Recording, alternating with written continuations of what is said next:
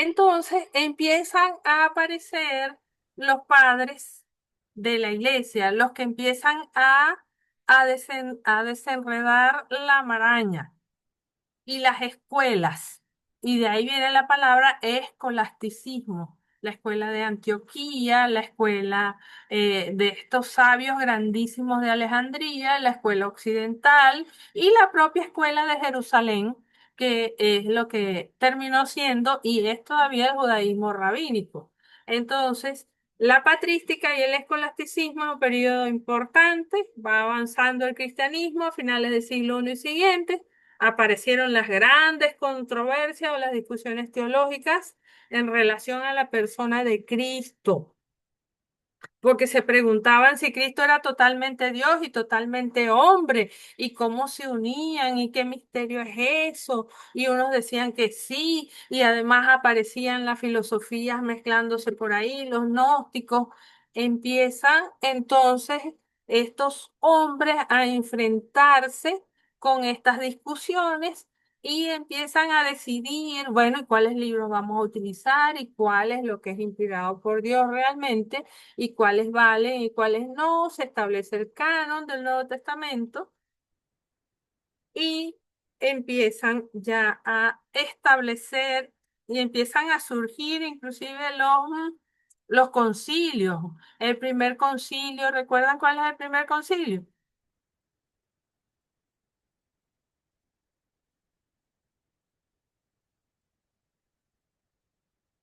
El concilio de Jerusalén, Hechos capítulo 15. Entonces, esta gente que empezó a trabajar con las grandes teorías y a decidir, a establecer el canon, a- a fijarse en Cristo y qué era Cristo realmente, y la Trinidad, empieza a aparecer el concepto de la Trinidad, y si Cristo es Dios, y si dónde está su cuerpo, y todas estas cosas es el siglo I.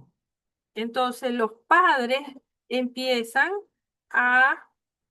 Ay, no avanza. Ajá. Los padres, y nosotros los cristianos evangélicos carecemos un poco de la patrística. Nosotros solemos decir, estos son los santos, a mí no me interesa, yo me voy directo a la reforma, sola fe, sola escritura, solo la gloria de Dios, y solemos pasar por encima lo que es la patrística. Pero la historia de la iglesia es importante mantener ese hilo histórico para nosotros poder entender todas las cosas como somos ahorita, como es la iglesia ahorita.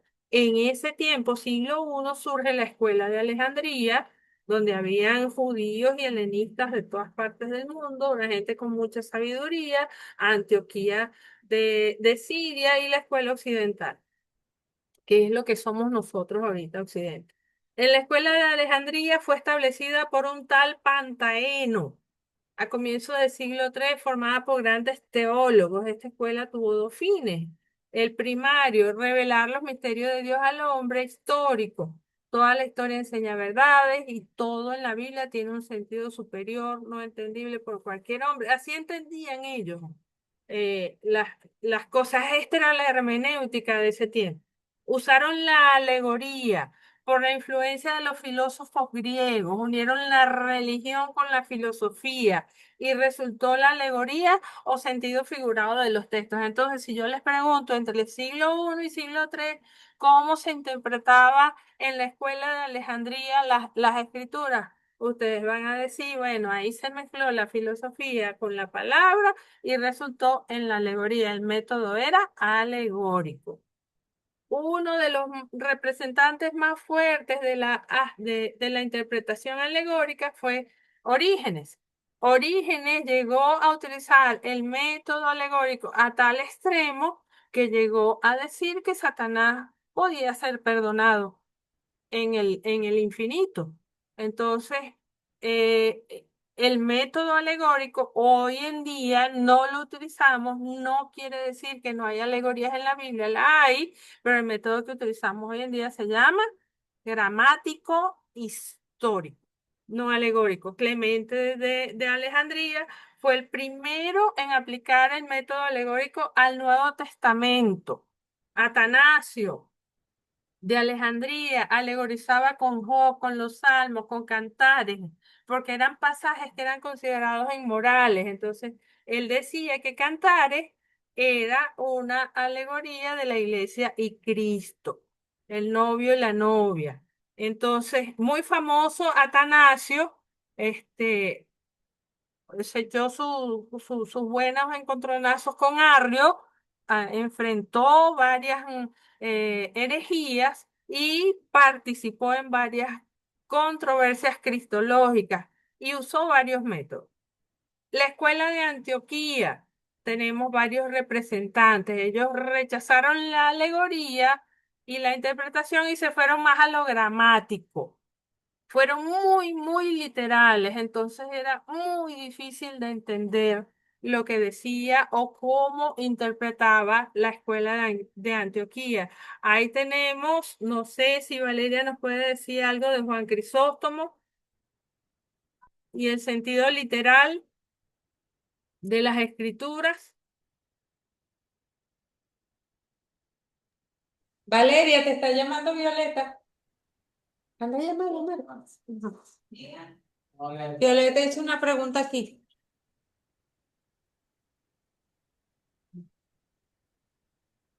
Hijo, dale. Busco otra silla para ti. Ujú. Ajá, Valeria, ¿estás por ahí? Sí, Ajá, ¿me puedes decir algo de Juan Crisóstomo? de Juan Crisóstomo. Ajá, Me acuerdo de ese señor. y tú tampoco, Maribel. Yo sé que hice un trabajo de él, pero déjeme ver, recuerdo algo.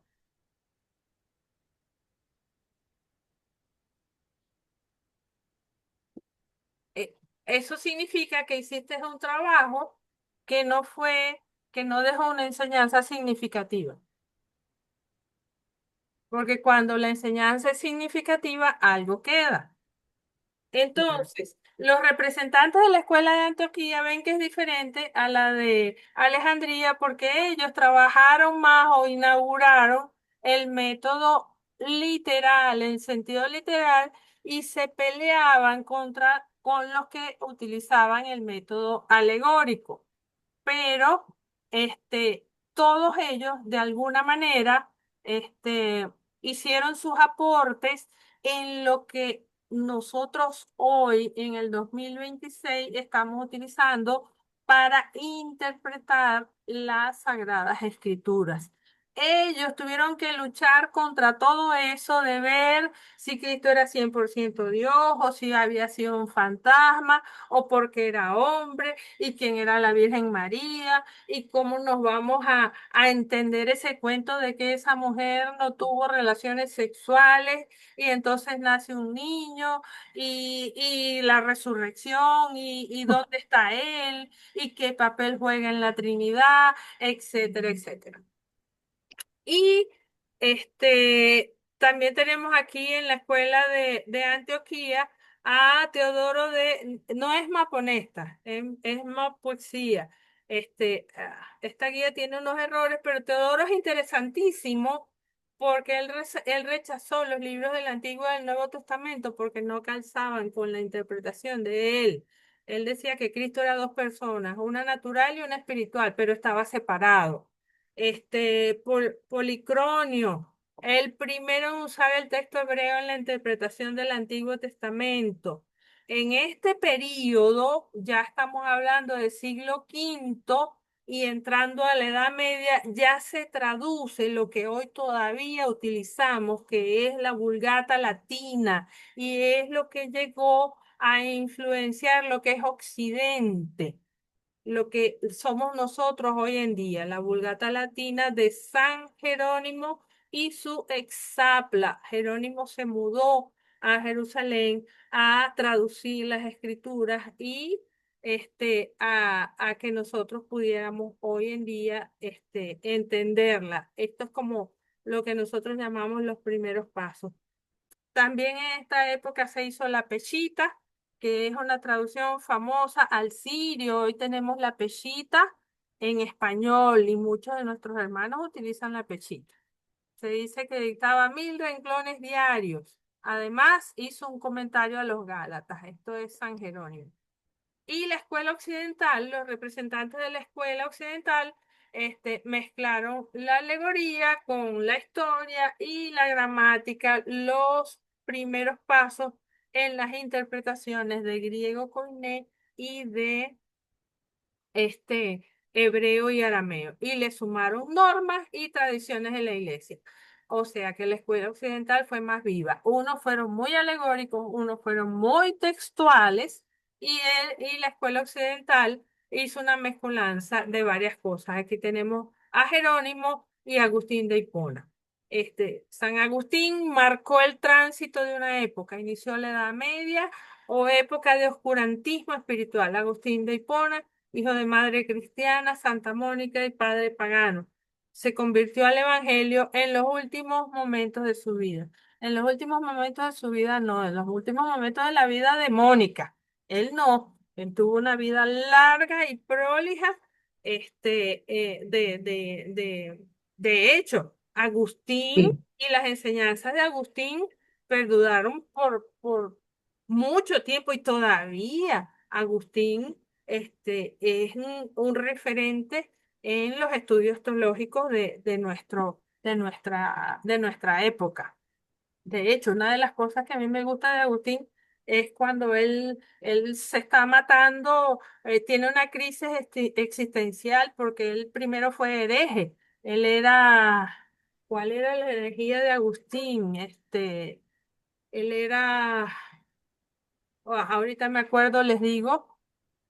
Este, em, una de las cosas que él decía, que él nos explicaba, y es una pregunta que hoy en día nos hacen a toditos nosotros, y a que no se la hayan hecho, bueno, cuando vamos a predicar y a presentar a Jesucristo, ¿cómo es eso que Dios existe y permite que los niños se mueran?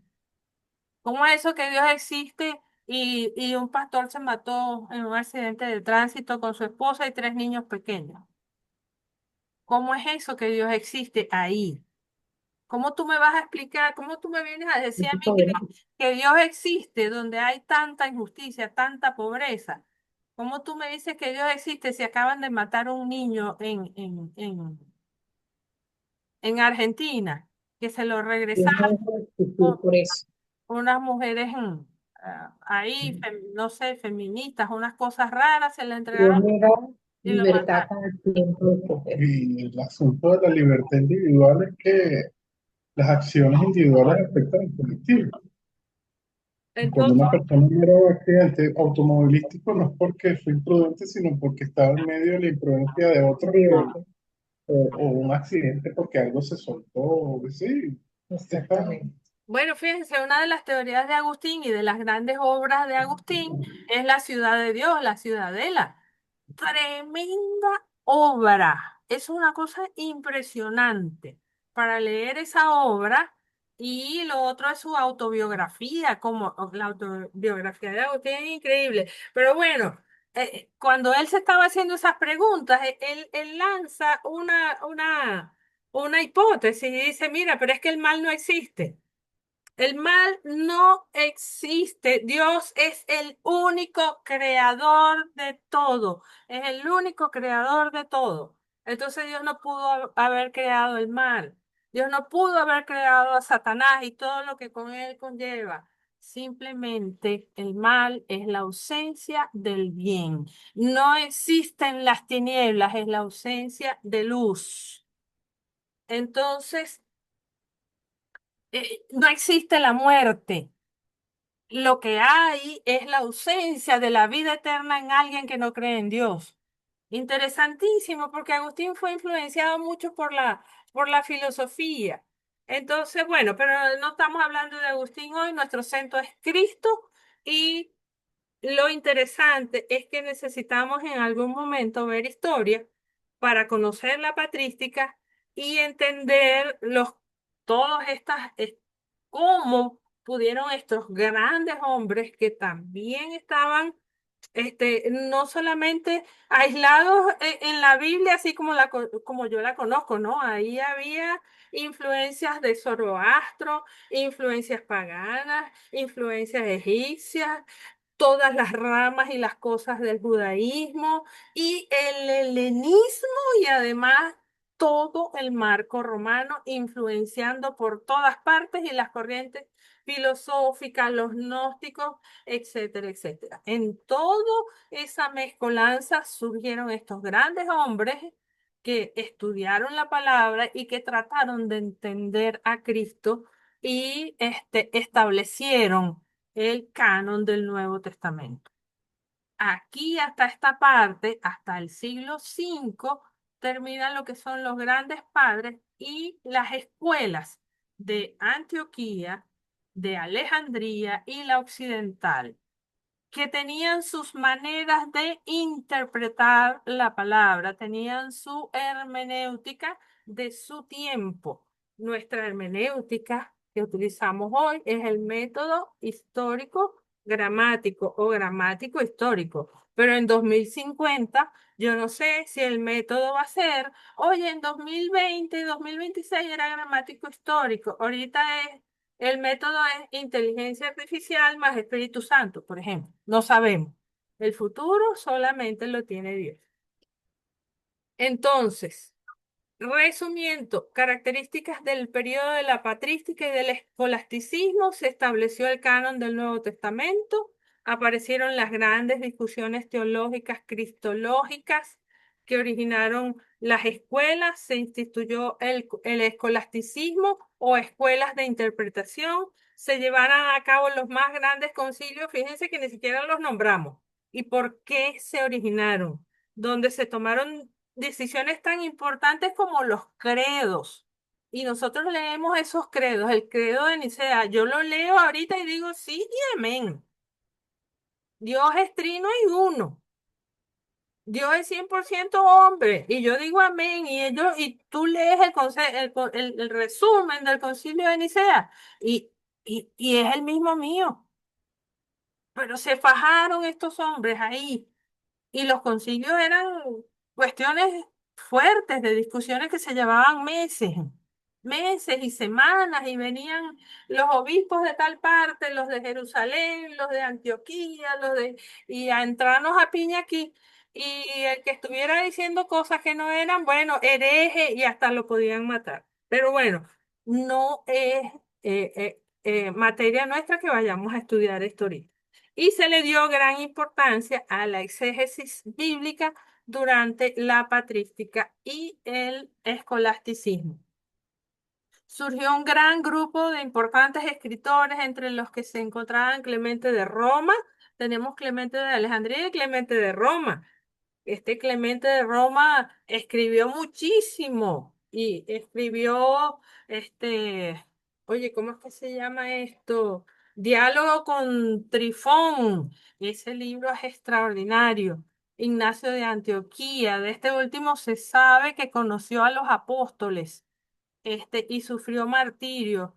Ignacio, Hipólito. Esta gente fueron prácticamente, cercanos cercanos no, creo que es Hipólito que fue directo, y perdónenme que no me acuerdo ahorita, alumno directo de Juan en Patmos, que murió de 90 y pico de años. Entonces, leer a esta gente es importante tener conocimiento y ellos tienen su peso y tienen su valor específico en la historia. Y cuando nosotros vamos a hacer crítica textual, le damos importancia y vemos, como por ejemplo, que Ignacio de Antioquía, es una de las fuentes que uno dice, bueno, Efesios sí lo escribió Pablo, porque Ignacio lo cita, pero eso es crítica textual.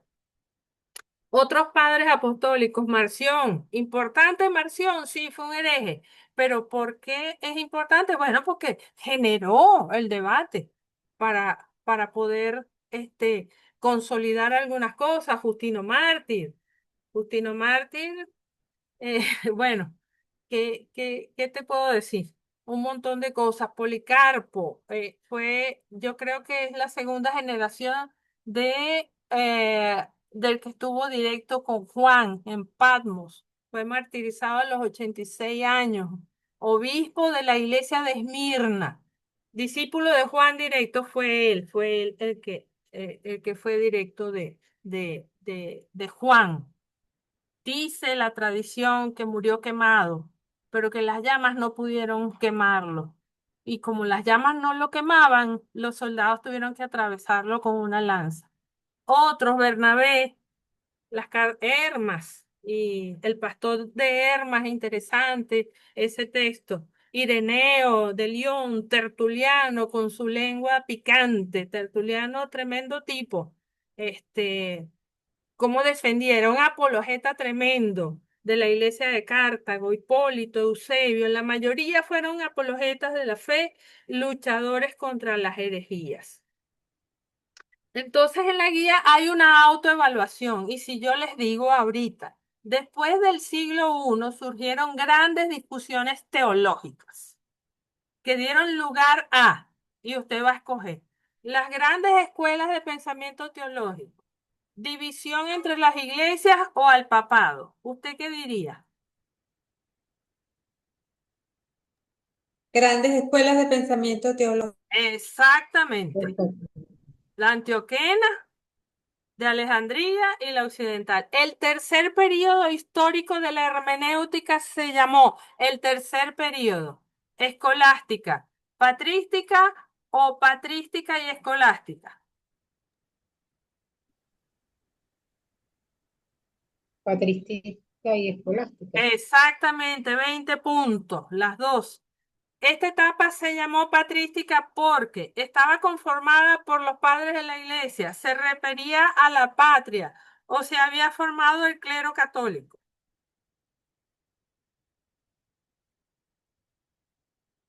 Estaba conformada por los padres de la iglesia. 20 puntos. La escolástica debió su nombre a porque usaban unas tiras elásticas, porque obligaban a ir a la escuela, porque la formación de las tres grandes, por la formación de las tres grandes escuelas de pensamiento teológico. La formación de las tres grandes escuelas del pensamiento teológico. 20 puntos, muy bien. Los tres grandes escuelas del período patrístico se llamaron Escuela de Antioquía, Escuela de Alejandría, Escuela de Antioquía de Alejandría y Occidental. La última opción, Antioquía, Alejandría y Occidental. Concurso millonario, 20 millones para mi hermana.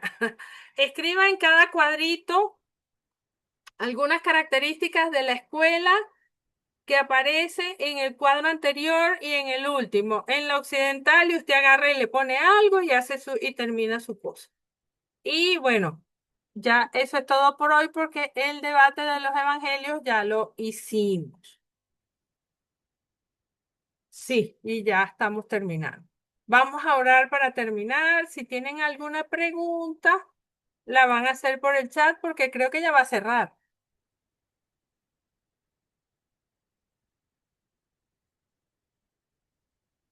Hay que orar.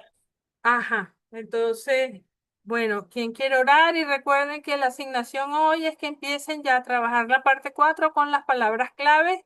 Los que saben hacer estudio léxico pueden hacer el estudio léxico y si no, con las recomendaciones que yo les di. Amén. Hermana, disculpe porque estábamos hablando y tenía el micrófono abierto. Ay, bendito.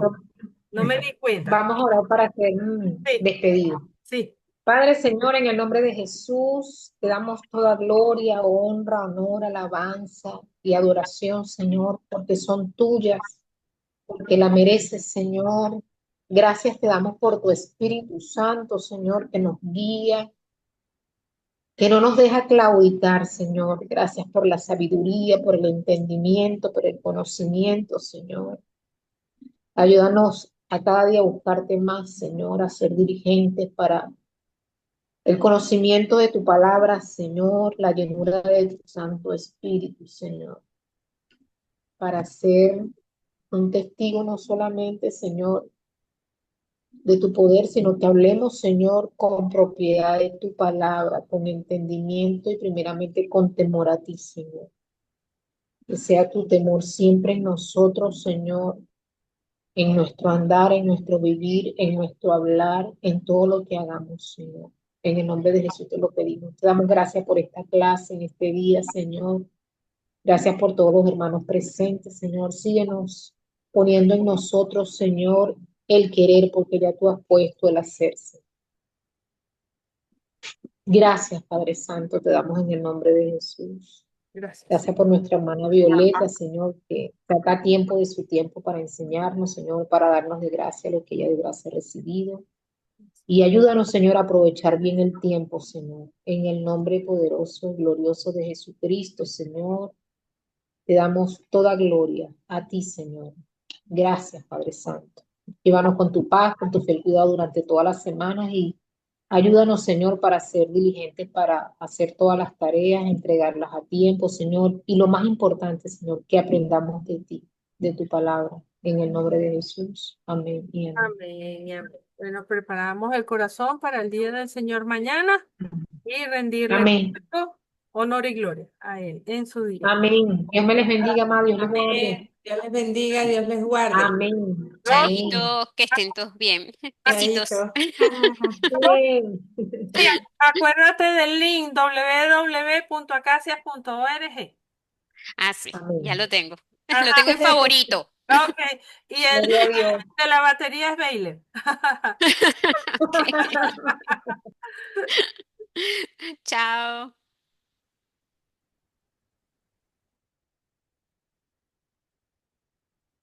¿Cómo salgo de aquí?